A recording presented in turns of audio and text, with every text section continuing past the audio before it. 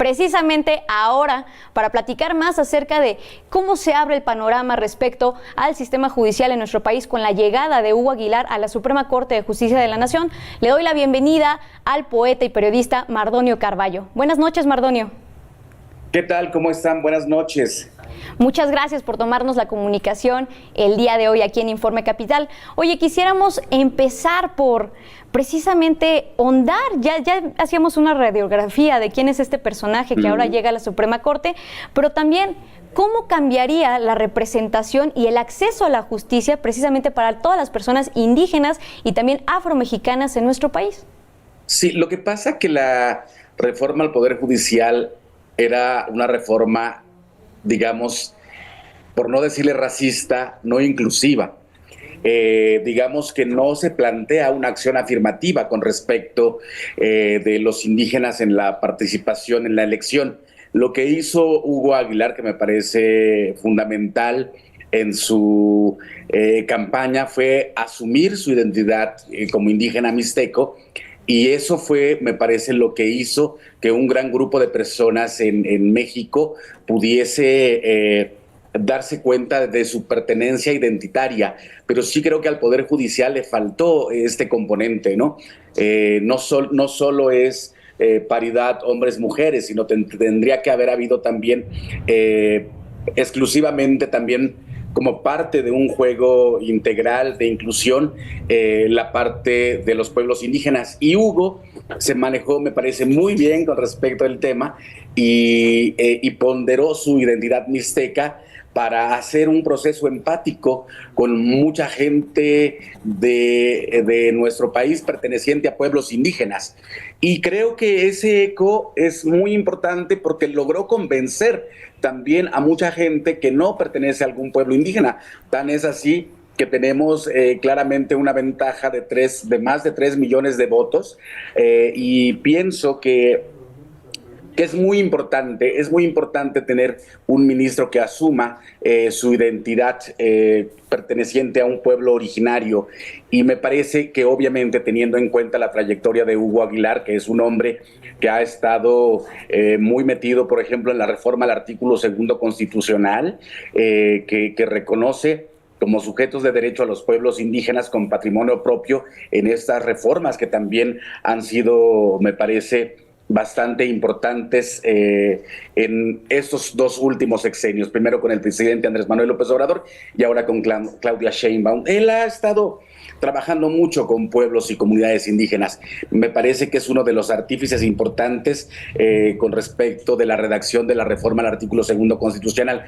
¿Qué cambia? Pues yo creo que va a cambiar mucho el cuerpo de la Suprema Corte de Justicia de la Nación, porque Hugo además habla su lengua, no se avergüenza de ella, me parece que tiene absolutamente claro a quién servir, y eso me parece que también en un proceso intercultural de ida y vuelta es muy importante, porque no solo va a atender a los pueblos indígenas y afromexicanos, sino que él tiene clara la justicia, porque él viene de procesos muy importantes, de litigios muy importantes con respecto de conflictos agrarios o territoriales, limítrofes en Oaxaca.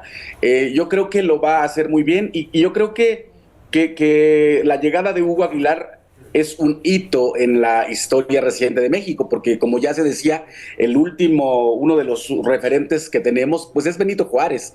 Imagínate cuánto ha pasado para que pueda volver a ocurrir esta posibilidad de tener a un indígena en la Suprema Corte de Justicia de la Nación. Es decir, ese poder judicial que digamos que se construía a base de favores o a base de componendas de orden político, de arreglos en lo opaco, me parece que va a tener que lidiar con un hombre que es absolutamente transparente, que se ha gestado en las asambleas comunitarias. Me parece que lo va a hacer muy bien. Claro, y también cuando hablamos de que su llegada a la Suprema Corte de Justicia de la Nación va a ampliar la noción que tenemos de lo que es la justicia, es también porque precisamente ya lo señalaba, se ha construido en asambleas, es decir, en el trabajo con la gente, con las comunidades indígenas, y muchas veces, o casi siempre más bien, el derecho ignora esas otras formas de conocimiento jurídico que se llevan de facto ya en las comunidades y que él perfectamente lo reconoce y en todas sus entrevistas lo ha mencionado, ¿no? A ver, ¿por qué, por ejemplo, como se selecciona a las autoridades en pueblos como Cherán a mano alzada, no va a contar? Eso es un sistema jurídico y tenemos que reconocerles. ¿Por qué ese otro conocimiento se está renegando? Entonces también eso es algo bien interesante de ahora que llega Hugo precisamente a estos puestos de poder, que como ya señalabas también, Mardonio, pues cuántos años han pasado para que otra persona llegue, o sea, alguien de una comunidad indígena llegue a estos lugares donde se toman decisiones muy importantes para todo el país. Y que también no hay que olvidar, 1 de cada 4 personas en México son indígenas, es decir, es una gran parte y que de hecho no se reconocen. Y también los pueblos afromexicanos es algo que él ha trabajado y que ha buscado precisamente darles una identidad jurídica, porque también algo que ha señalado mucho es que antes se les reconocía, pero no como sujetos de derecho, es decir, siempre esta visión como infantilizada hacia estas comunidades. Sí, yo creo que yo creo que se habla poco del racismo en México, creo que no se quiere reconocer, sin embargo, basta echar un ojo a las instituciones, basta ver a quiénes son los que toman las decisiones en un país, como ya dices, se hablan, solo en México, se hablan 69 lenguas indígenas. Estamos hablando de millones de personas que hablan otra lengua que no es el castellano y que también toman otras o que tienen otras formas de decidir e incidir en la vida pública. Pienso que esta es una gran oportunidad para reaprender también el cómo se dirimen las diferencias en los pueblos y las comunidades. Hugo es una gente, me parece absolutamente interesante, me parece que es un hombre que sabe de estas diferencias, sobre todo pensando en la reforma al artículo 2 constitucional.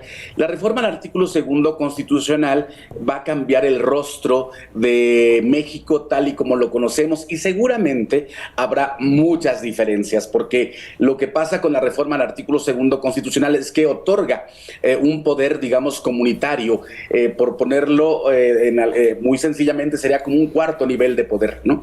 Entonces tenemos al poder federal, al poder estatal, municipal y al poder comunitario que trata o que versa sobre los derechos colectivos. Y hasta ahora el derecho en México es individual.